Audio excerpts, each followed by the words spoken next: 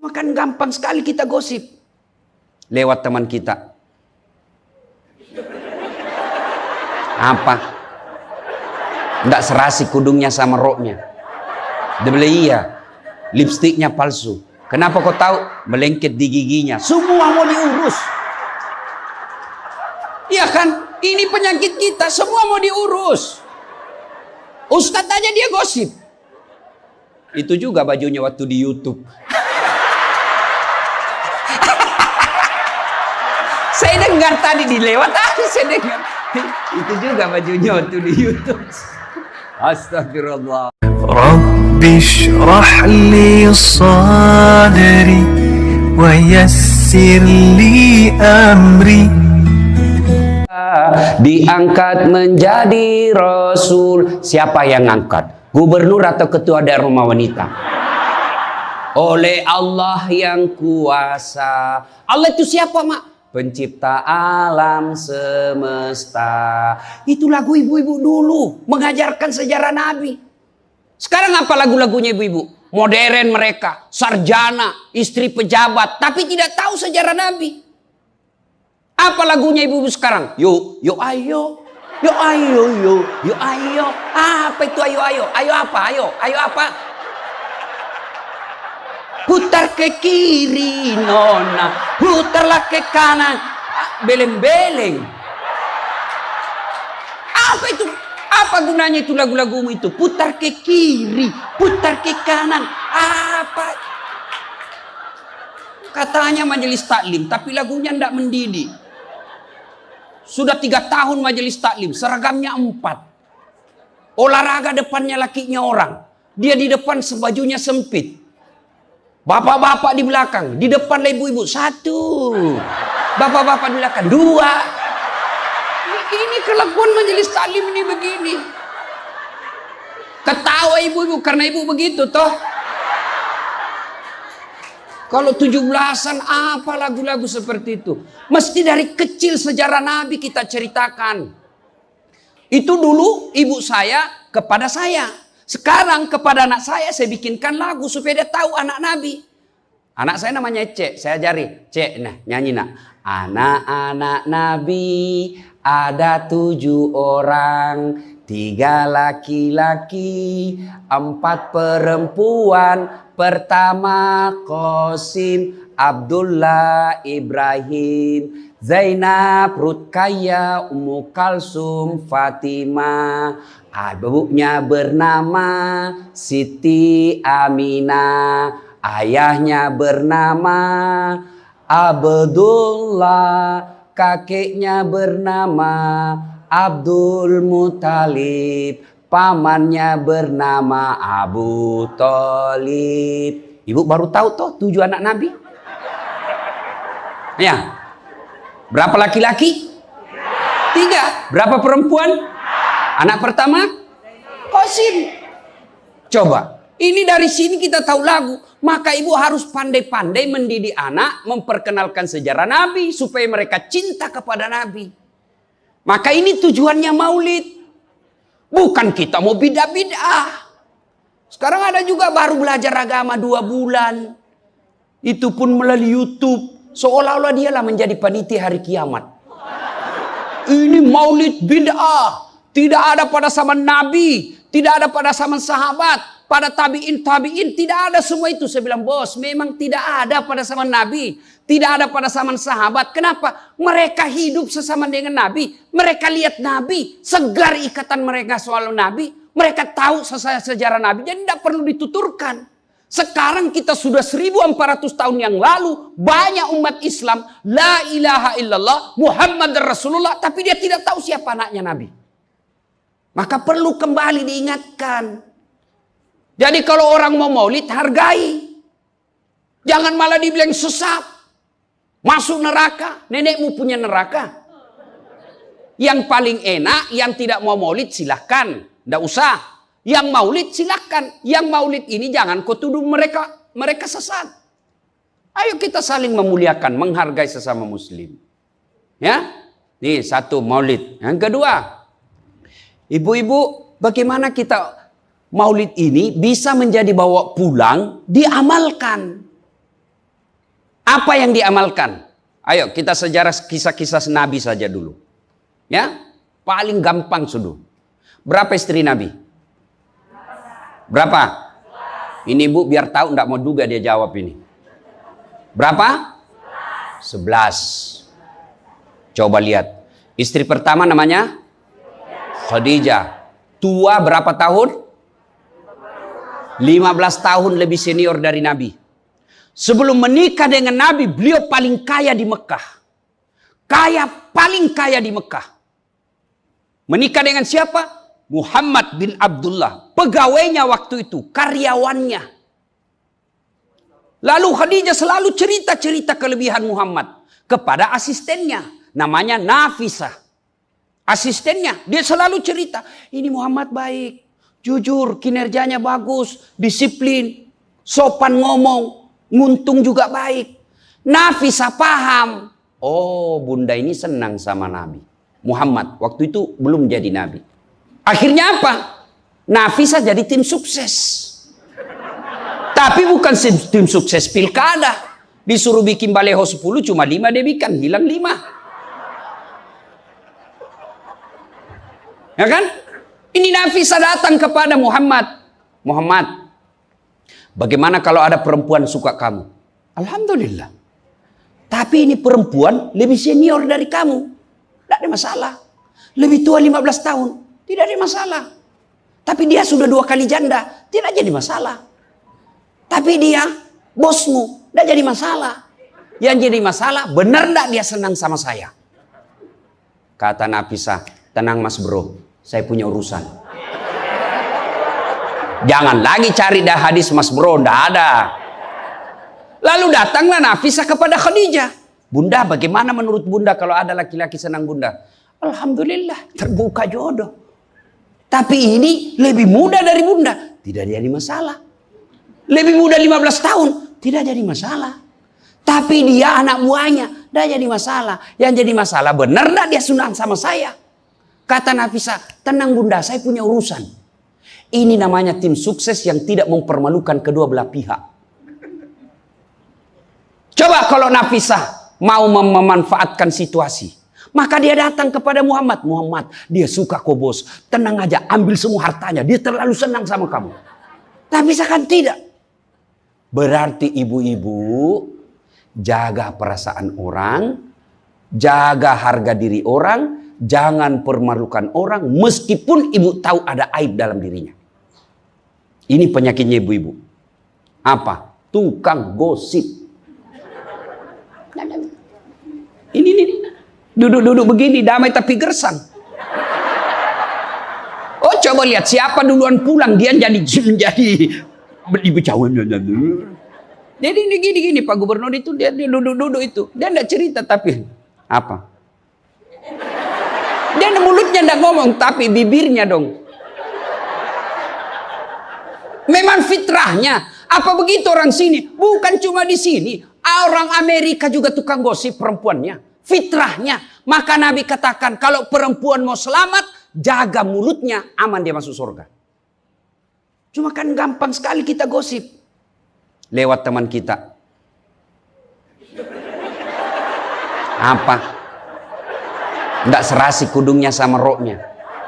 Dia bilang iya. Lipstiknya palsu. Kenapa kau tahu?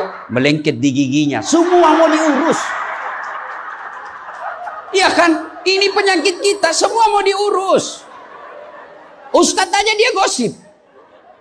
Itu juga bajunya waktu di YouTube. Saya dengar tadi dilewat tadi saya dengar. Itu juga bajunya waktu di YouTube. Astagfirullah. Inilah penyakit ibu-ibu. Ibu. Mau gampang masuk surga? Ketika Nabi Isra Mi'raj kan dibawa jalan-jalan masuk surga. Subhanallah. Alhamdulillah. Banyak perempuan dalam surga. Begitu Nabi dibawa lihat neraka. Nauzubillah min zalik. Ya Allah ampuni hambamu. Ya Allah ampuni umatku. Ya Allah. Kenapa? Perempuan ternyata lebih banyak dalam neraka. Ditanya kenapa bisa begitu? Ada 2 kelemahan perempuan. 1, tidak mampu menjaga suaminya. Tidak mampu mengurus suaminya. Dan yang kedua tidak mampu menjaga lisannya. Jadi kalau ibu mampu menjaga lisan, aman. Itulah gunanya masker. Supaya ibu semua mau diurusin. Iya kan penyakit kita. Ya, Bu? Bu. Maka bertanyalah ibu-ibu di Makassar, Ustadz yang saya cerita ini kan benar. Memang begitu sifatnya Ustadz. Itulah benarnya namanya ghibah. Tidak boleh kita cerita kejelekan orang. Kalau dia salah yang ibu cerita namanya fitnah. Tidak ada jalan. Ayuhibbu ahadukum, kata Allah, sukakah kamu memakan bangkai sesamamu manusia? Maka berhenti cerita kejelekan orang. Jadi gimana solusinya Ustaz? Ketika datang orang cerita, Bu katanya, na'udzubillah min zalik. Kita berlindung kepada Allah dari keburukan itu, Bu. Belum tentu suami kita lebih baik dari dia. Berhenti itu. Cuma kan enggak kita. Yang memang. Enggak tahu persoalan. Biar enggak tahu persoalan. Ikut campur. Ibu kalau suka ikut campur bikin urusannya ibu, nanti takdirnya seperti tauge. Tahu tauge? Tahu tauge? Coba lihat tauge, Bu. Kita bikin soto Banjar, ada. Pecel, sayur, lemper, ada. Ada tuh kalau di Makassar ada lemper. Ayo, maka karena dia selalu ikut campur, Allah takdirkan semua tauge bengkok. Dah ada lurus toh? Maka kalau ada ibu-ibu majelis begini kumpul, teriaki saja, pagi-pagi toge nih ya. Ini penyakit perempuan. Maka ini gunanya kita peringati maulid supaya ibu-ibu pulang berhenti cerita kejelekan orang. Tidak ada gunanya, menghabiskan amal-amal kita. Nabi pernah kumpul para sahabat dan bertanya, atadruna manil muflis? Saudara-saudara sekalian, kau tahu siapa yang bangkrut nanti di akhirat? Mereka tidak sholat ya Rasul, dia sholat. Yang tidak puasa ya Rasul, dia puasa. Yang tidak haji ya Rasul, dia haji. Yang tidak bayar zakat ya Rasul, dia zakat sedekah. Kalau begitu siapa yang bangkrut ya Rasul? Jarusu wa khati'ur rahim. Tetangga yang jahat sama tetangganya dan yang suka memutuskan tali persaudaraan. Dan salah satu jahat sama tetangga dan memutuskan tali persaudaraan adalah mereka suka menceritakan kejelekan orang. Adakah orang yang senang dicerita kejelekannya? Ada? Ada? Ada ibu? Lalu untuk apa kita cerita orang? Rajin betul istrinya majelis taklim. Baik betul itu istrinya. Tapi kasihan suaminya selingkuh kiri kanan. Lalu apa untungnya ibu cerita? Bu? Hei. Hei. Nah, satu. Pulang pengajian. Tinggalkan gosip. Dua, Rasulullah setelah menikah dengan Khadijah usia 40 tahun, Nabi dilantik menjadi Rasul. Pulanglah beliau 3 hari 3 malam di atas Gua Hira. Pulang menggigil. Dia ketuk pintu. Masuklah Nabi, kedinginan. Lalu Nabi berkata, istriku selimuti saya kedinginan.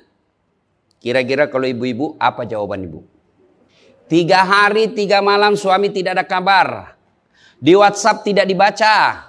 Di telepon di reject. Tiba-tiba datang kedinginan, Bu. Selimuti saya, Bu. Apa jawaban ibu? Apa ibu selimuti? Enggak, diinterogasinya suaminya. Mana HP-mu? Dari mana kau ini kedinginan? Iya toh? Tapi Khadijah tidak. Khadijah tidak pernah sangka buruk kepada suaminya. Apa kata Khadijah? Sami'na wa ata'na.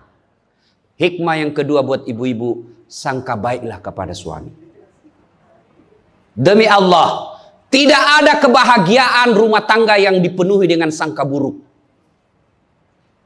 Ibu mau bahagia dengan suami? Mau? Hilangkan sakwa sangka, hilangkan sangka buruk. Telepon suami tidak dijawab pagi-pagi, sangka baik. Oh, berarti suami saya lagi sholat duha. 1 jam kemudian ditelepon, belum dijawab juga. Oh, berarti suamiku lagi meeting dengan gubernur.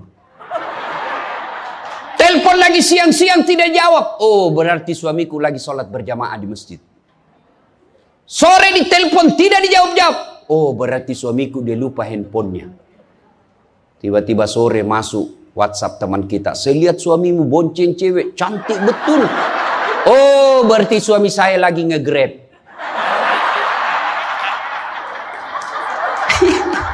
Tenang perasaan. Ibu-ibu, demi Allah, tidak ada kebahagiaan orang yang selalu sangka buruk. Suami enak-enak kerja, hanya tidak dijawab telepon, ibu tidak bisa tenang di rumah. Sangka baik. Orang yang sangka baik, rumah tangganya pasti tidak bisa bahagia. Saya kasih contoh. Kasih contoh ibu. Suami istri 7 tahun tidak punya anak. Di tahun ke-8 dia pergi ke ahli kandungan. Periksa istrinya. Wih, alhamdulillah kata dokter, ibu sudah terlambat 2 bulan. Senang betul. Dia teleponlah suaminya. Pak, alhamdulillah hasil pemeriksaan saya sudah terlambat 2 bulan. Tapi Pak, jangan cerita-cerita dulu ya. Malu kita nanti kalau tidak jadi lagi. Oke Bu, ini rahasia berdua. Jangan cerita ke siapa-siapa. Setuju Bu ya? Setuju Pak. Oke. Beberapa hari kemudian datang petugas PLN. Assalamualaikum. Kata ibunya, waalaikumsalam. Siapa ya? Saya Bu. Saya siapa? Petugas PLN. Oh kenapa Pak? Ibu terlambat 2 bulan. Wih. Kenapa dia bisa tahu saya terlambat 2 bulan? Wah, dia mulai curiga sama suaminya. Pasti kelakuannya lagi nih si gendut ini. Kan suaminya gendut. Pasti kelakuannya ini si gendut ini. Pulang suaminya capek. Di jalan macet, kehujanan, baru buka pintu. Memang kau pembohong gendut. Apalagi ini pembohong. Orang capek, pembohong gendut. Apa? Kenapa itu PLN tahu saya terlambat 2 bulan? Pasti kau yang cerita. Bukan saya. Kenapa? Wah, suaminya juga marah digendut-gendutin. Dia datang ke PLN. Ada apa kau tahu istriku terlambat 2 bulan? Dia bilang ini ada catatannya Pak. Kau hapus ini. Ya boleh Pak, tapi Bapak bayar dulu. Kalau saya tidak mau bayar, ya terpaksa punyanya Bapak diputus. Kalau punya aku diputus, apa dia pakai istri saya di rumah? Dia terpaksa pakai lilin.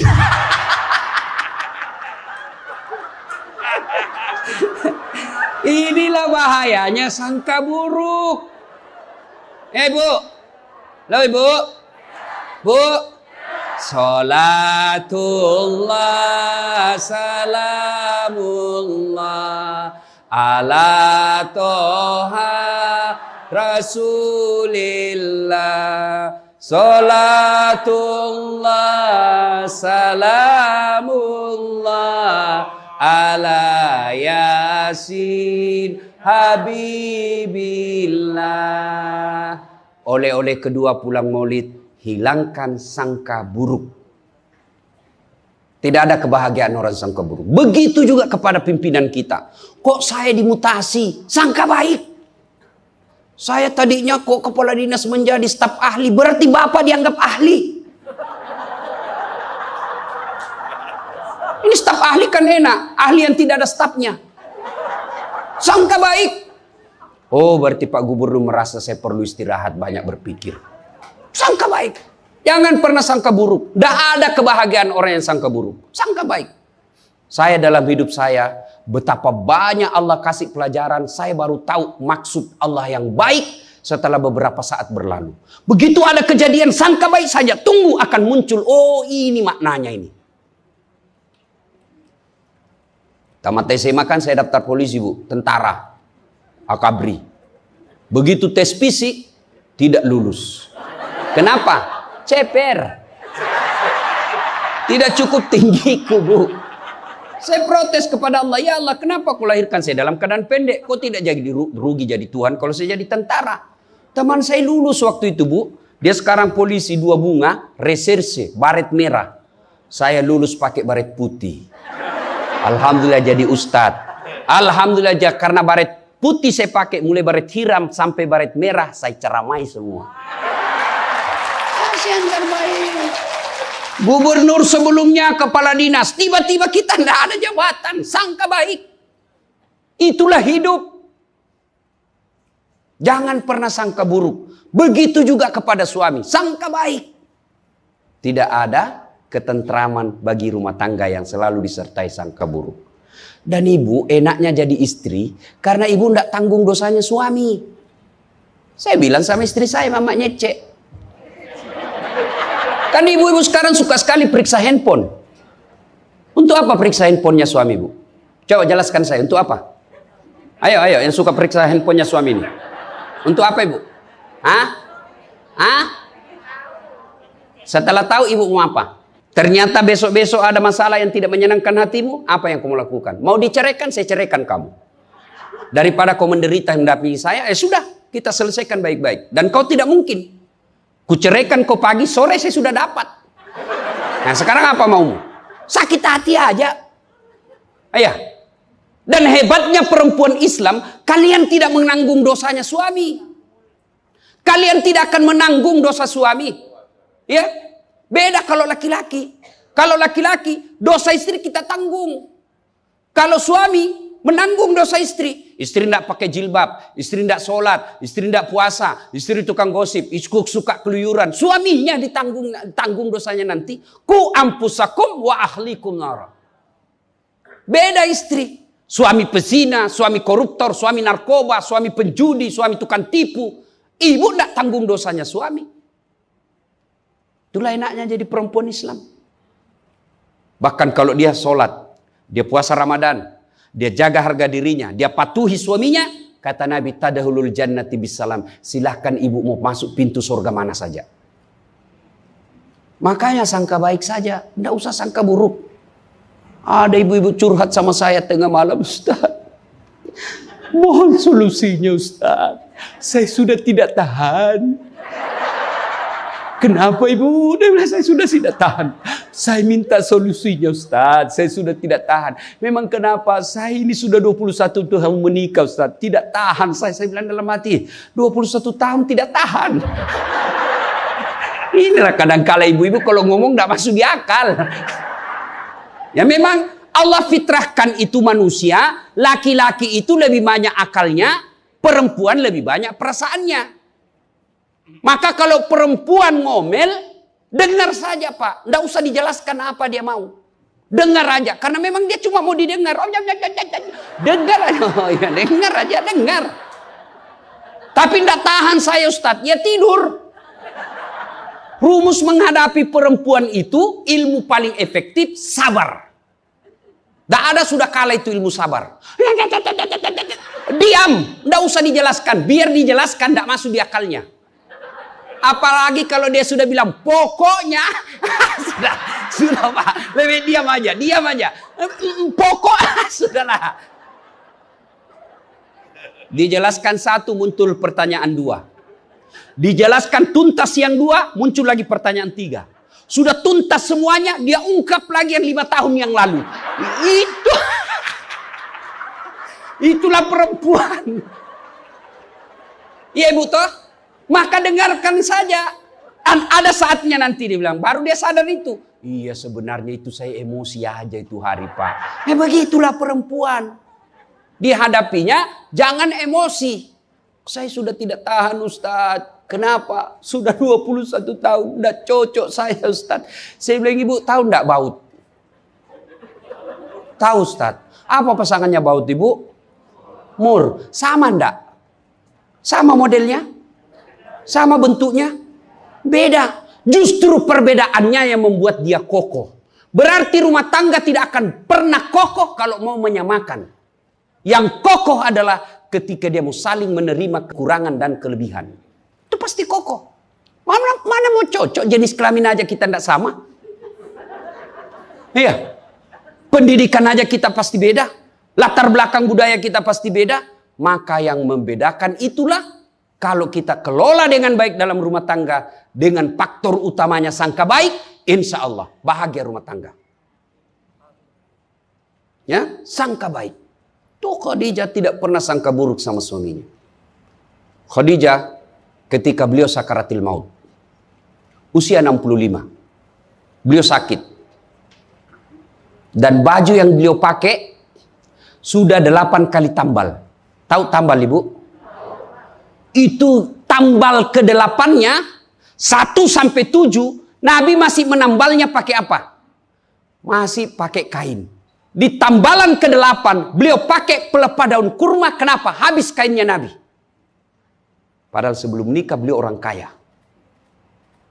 Lalu beliau panggillah anaknya, Fatimah ta'al. Fatimah kesini dulu nak. Kenapa bunda? Tolong kau mintakan serbannya bapakmu. Ada serban yang selalu dia pakai, bapakmu itu terima wahyu. Tolong sampaikan ke beliau, saya minta untuk saya jadikan kain kafan. Mudah-mudahan serban itu Allah hindarkan saya dari azab kubur. Mendengar ini, Fatimah berkata, bunda aja yang minta sama bapak. Dengar jawaban Khadijah. Saya malu minta sama bapakmu nak. Habis hartanya untuk bantu Rasulullah, minta serban, malu. Kira-kira masih ada istri sini malu minta sama suaminya? Pak Gubernur masih ada kira-kira malu minta sama suami? Bukan diminta, dicuri. Ayo, itulah Khadijah. Maka jangan heran Khadijah meskipun sudah wafat, beliau tidur bersama Aisyah. Beliau tidur bersama Aisyah. Tapi siapa yang dikenangnya? Khadijah. Rasulullah hanya berkata, seolah-olah saya mendengar trompa kakinya Khadijah. Seolah ada Khadijah dalam rumah kita. Aisyah cemburu. Ya Rasulullah, ada apa sih kelebihan Khadijah? Khadijah sudah wafat. Kau nikahi 2 kali janda. Lebih tua dari kamu. Kenapa Khadijah terus? Dengar jawaban Nabi. Kau tidak pernah mampu mengimbangkan, menyandingkan, atau menyamakan dirimu dengan Khadijah. Ketika tidak ada orang percaya kepadaku, Khadijah orang pertama yang percaya ke Rasulanku. Ketika orang memboikot saya tidak boleh bertransaksi ekonomi kepada Muhammad, hartanya habis untuk membantu perjuangan dakwah. Maka jangan heran Rasulullah sangat mencintai Khadijah. Jadi kalau ibu mau dicintai suami lahir batin, jadilah seperti Khadijah. Bukan karena cantiknya, bukan karena kayanya, tapi kebersihan hatinya Khadijah. Kita itu laki-laki kan tergantung perempuannya. Kalau perempuannya baik, akhlaknya baik, tidak mungkin tergoda suami. Ibu mau? Suami tidak macam-macam mikirnya. 3 aja resepnya. Pegang ini, kau kuasai suamimu. 1, buat matanya senang. Artinya apa? Ibu penampilan cantiklah di depan suami. Kalau suami senang selalu pakai baju merah, pakai itu baju merah tiap hari. Kalau suami senang warna-warna emas, pakailah itu tiap hari ya. Tapi saya tidak senang warna begini Ustaz. Bukan untuk ibu, tapi untuk menyenangkan suami. Dandannya seorang istri, menyenangkan hati suami, itu ibadah buat seorang wanita. Yang kedua, buat perutnya senang. Bagaimana caranya? Bikinlah masakan kesenangan suami. Kalau tidak bisa tiap minggu, sekali sebulan. Ketika terima gajinya suami, terima honornya suami, ya WhatsApp suami, SMS suami, telepon suami. Bang, jangan makan di luar hari ini. Hari ini saya masak spesial buat abang. Masakan kesenangan saya sudah siapkan di rumah bang. Aman bang, jangan makan di luar. Ini hari spesial buat abang. Senang kita jadi suami. Itu saya kalau terima SMS WhatsApp begitu, mamanya di rumah dia goreng baru dia kirim. Rasanya kita mau cepat pulang. Ibu pernah WhatsApp suaminya begitu? Paling di WhatsApp, bang jangan lupa singgah beli telur. Bang habis gas.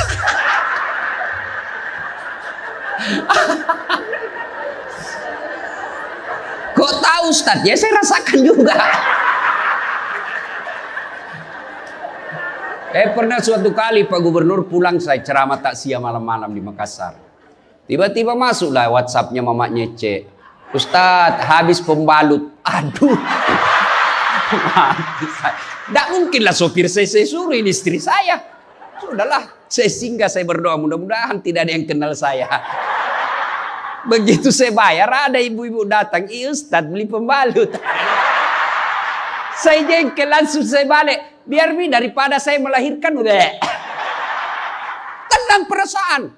Mungkin ego kita ini buat kita juga laki-laki, ya. Kadangkala ego naik, masa saya eselon, masa saya kepala dinas, masa singgah beli pembalut. Jangan lihat eselonnya. Pakai ilmunya Umar bin Khattab.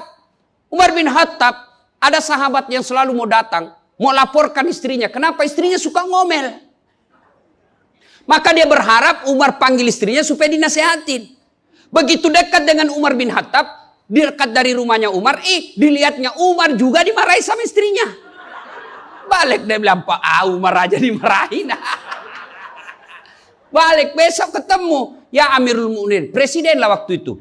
Saya lihat kemarin Anda, istri ngomel-ngomel, Anda senyum saja. Dengar ini jawaban bapak-bapak ini, para pejabat nih yang hadir. Dengar apa jawaban Umar. Begitulah cara saya berterima kasih kepada istriku yang telah hamil, melahirkan, dan menyusui anak saya.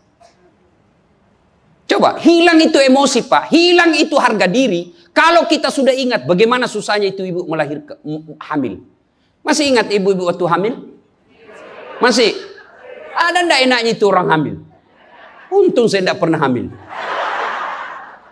Oh, coba ibu-ibu kalau hamil, jalan aja setengah mati. Aduh, sudah mau mau duduk aja, mana ada ibu hamil langsung duduk aja. Udah standar samping dulu itu kasihan. Iya ibu, ya benar. Kalau kita laki-laki paling ngidam. Ustaz, apa doanya berhenti ngidam istri? Ngidam apa istrimu? Nanti dia bisa tidur kalau dilihat saya di atas lemari Pak Ustaz. Jadi kalau istrinya mau tidur jam 10, setengah 10 sudah di atas lemari. Saya berarti kau dongo-dongo itu dikasih kerja di konsumsi. Yang kedua kata Umar, begitulah cara saya berterima kasih kepada istriku yang telah melahirkan anak saya. Masih ingat waktu melahirkan? Masih? Ada ndak ibu-ibu melahirkan senyum? Ada? Mentang-mentang istri gubernur keluar sayang. Setengah mati juga biar istri gubernur. Nggak ada.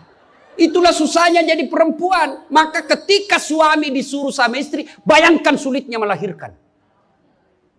Yang ketiga kata Umar, begitu cara saya berterima kasih yang telah menyusui anak saya. Masih ingat waktu menyusui? Masih? Terutama waktu tumbuh giginya.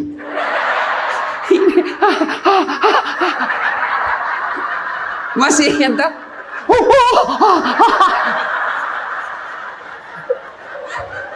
Untuk saya tidak pernah rasakan. Kalau digigit kan mana dia ditinjau nanya, kok gigit saya? Tidak, dia usap, lepas nak. Iya ibu, iya. Siang anaknya, malam.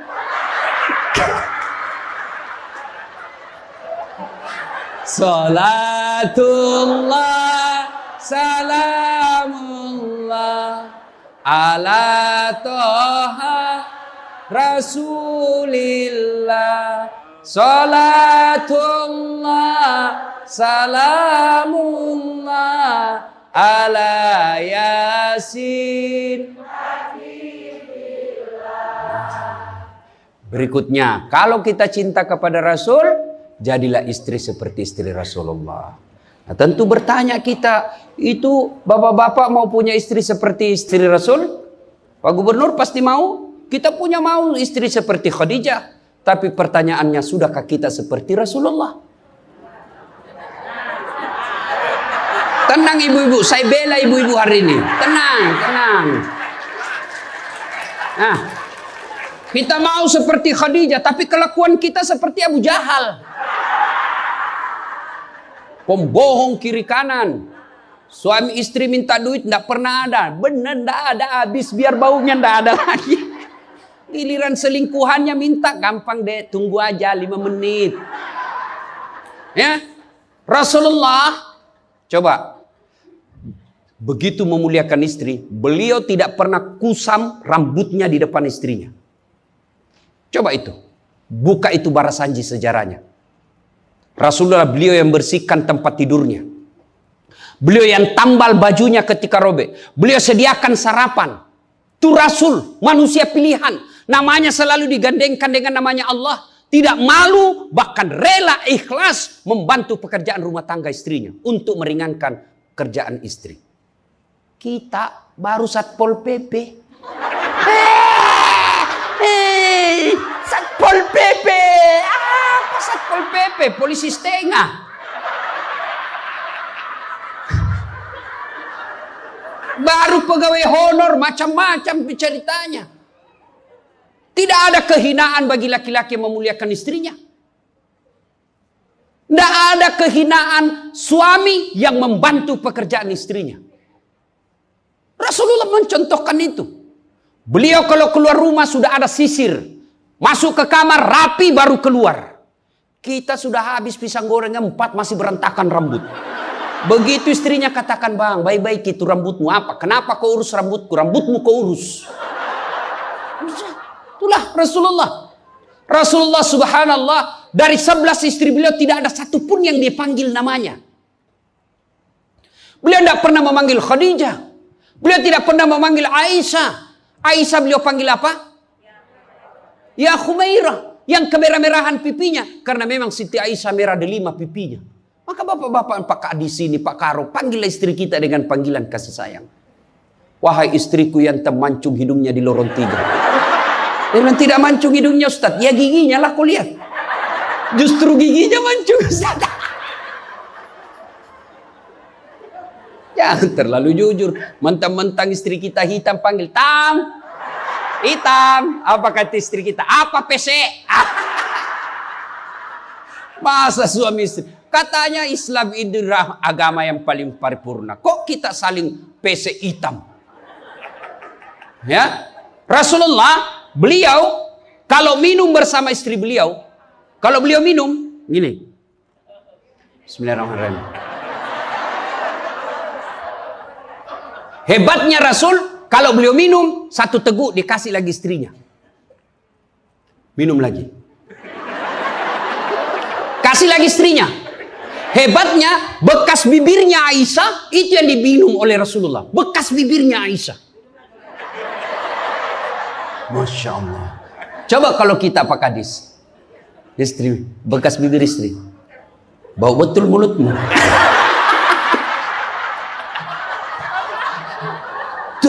Maka kalau ibu bapak mencontoh Rasulullah, maka rumah tangga pasti bahagia. Dia bukan cuma surga akhirat menunggunya. Di dunia dia sudah dapatkan surga. Nggak usah ikut parenting. Quality time.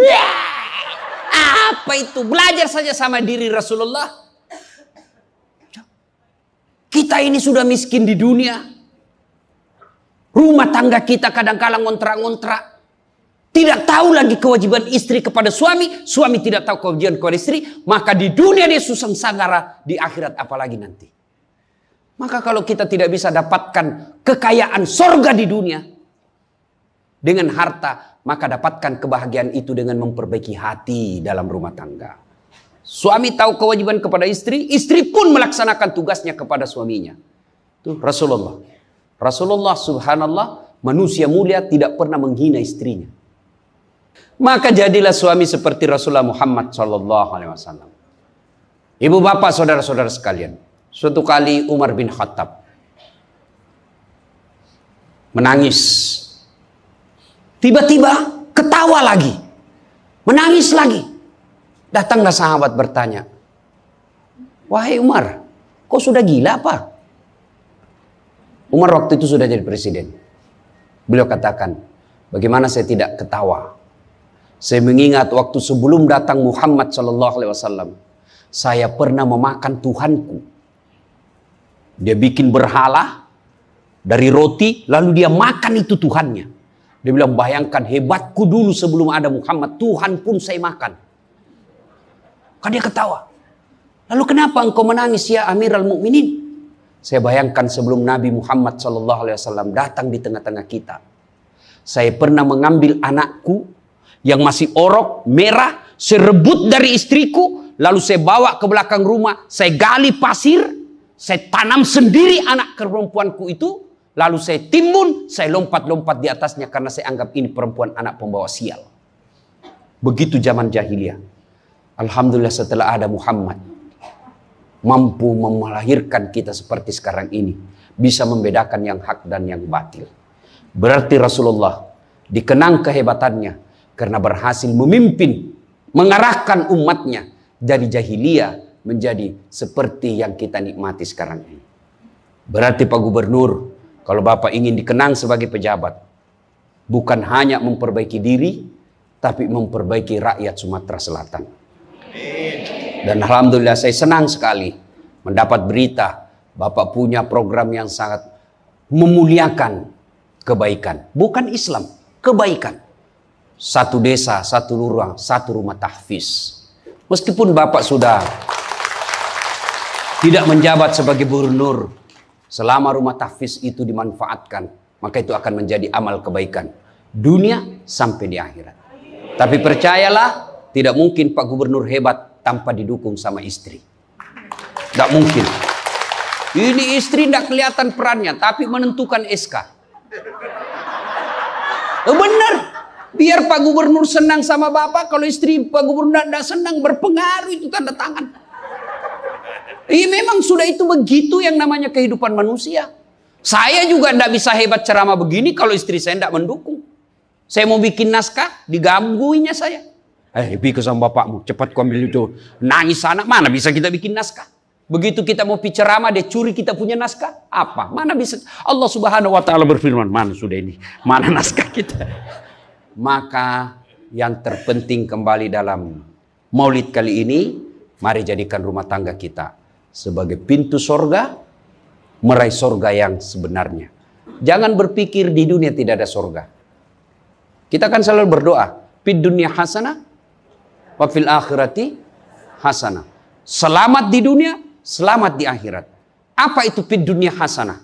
Menurut para ahli tafsir Al-Quran, hasanah di dunia itu, sorganya dunia itu, mengandung 4 komponen. 1, punya pasangan yang baik.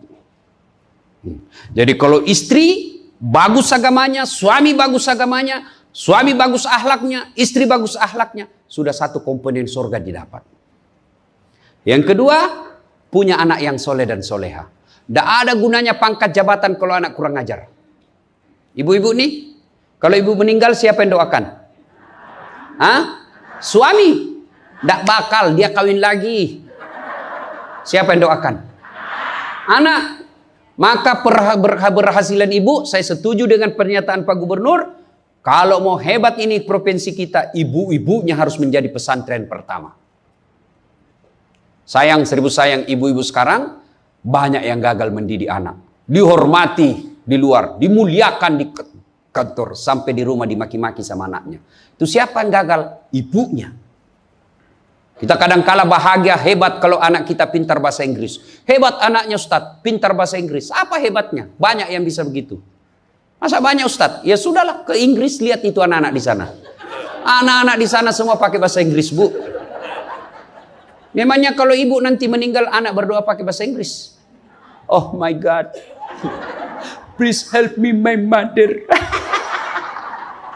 Enggak. Pasti pakai bahasa Padang. Kepado, lindungi lo.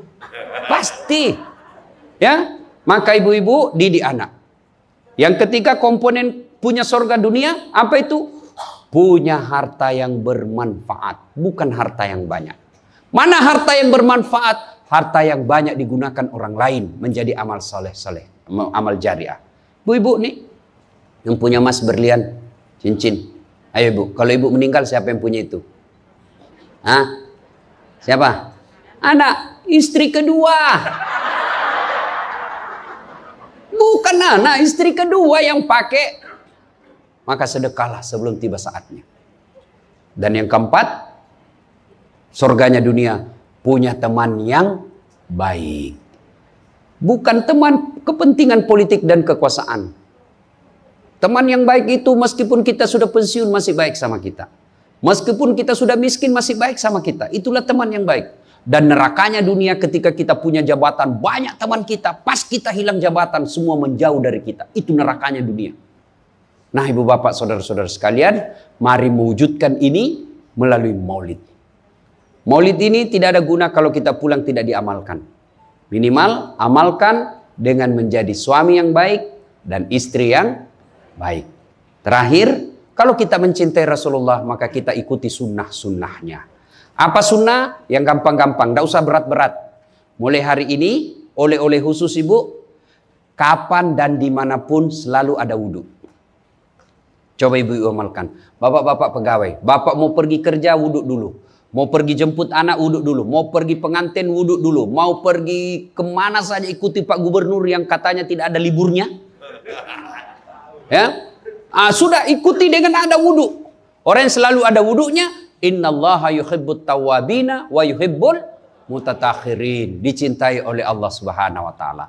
Ibu bapak saudara-saudara sekalian, banyak yang ingin kita sampaikan, tapi waktu jualah yang membatasi kita. Insya Allah lain waktu dan kesempatan kita akan lanjutkan.